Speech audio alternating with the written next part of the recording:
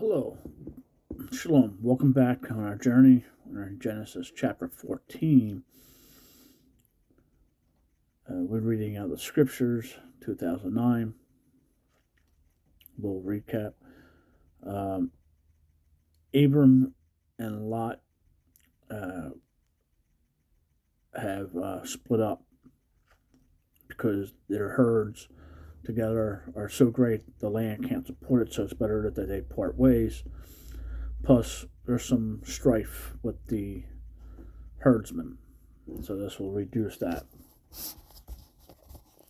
14. And it came to be in the days of April, sovereign of Shinar, Akron, sovereign of Elazar, Kedor Omar, sovereign of Elam, and Tadal, sovereign of Goyim, and that they fought against Ber, sovereign of Sodom, Beersheba, sovereign of Amor, Shinar, sovereign of Adam, Sember, sovereign of Sheboim, Sheboim, and the sovereign of Bela that is in Sohar. And these joined together in the valley of Siddim, that is the Salt Sea. 12 years they served Kedar Lamar, and in the 13th year they rebelled. And in the 14th year, Kilamar and the sovereigns that were with him came and struck the Rephaim in Ashroth, Sharon, and in Zuman, in Ham, and the Ammonites in Shalom, Kirath, Kirath, and the Hortites in the mountains of Shuri, as far as Elpan, which is by the wilderness. And they turned back and came to El Mishpat, and that is Kadesh, and struck all the country of the Amalekites, and also the Amorites who dwelt in Hasar Tamar, and the sovereign of Sodom, and the sovereign of Gomorrah, and the sovereign of Admath, and the sovereign of Seboim, and the sovereign of Bela, and that is in Sahar, went out and joined together in battle in the valley of Siddim against Kedemahar, sovereign of Elam, and Tidal, sovereign of Goyim, and Ephraim, sovereign of Shinar, and Akron, sovereign of Elazar. 4 sovereigns against 5. In the valley of Siddim had many tar pits, and the sovereigns of Sodom and Gomorrah fell there, and the remainder fled to the mountains. And they took all the goods of Sodom and Gomorrah and all their food, and went away. And they took Lot, Abraham's brother's son, his nephew, who dwelt in Sodom, and his goods and left.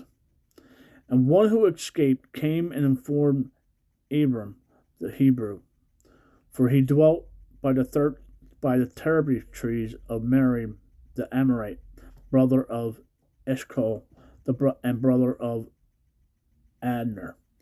And they had a covenant with Abram. And when Abram heard that his brother was taken captive, he armed 318 trained servants who were born in his own house, and went in pursuit and as far as Dan. Now, Abram at this point in time is like pushing 80, almost 90 in this point.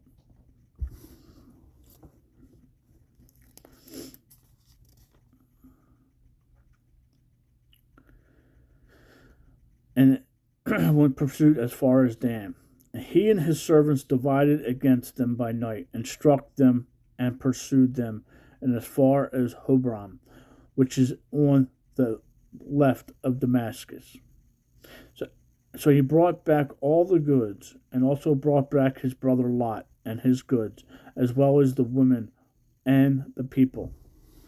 And after this return from striking of Kedemor and the sovereigns who were with him, the sovereign of Sodom, came out to meet him at the valley of Shalini, that is, the sovereign's valley. And Melchizedek, Malachizedek, sovereign of Sodom, brought out bread and wine. Now he was the priest of the Most High El.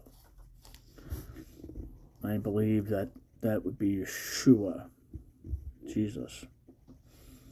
He's not really mentioned anywhere else under that name.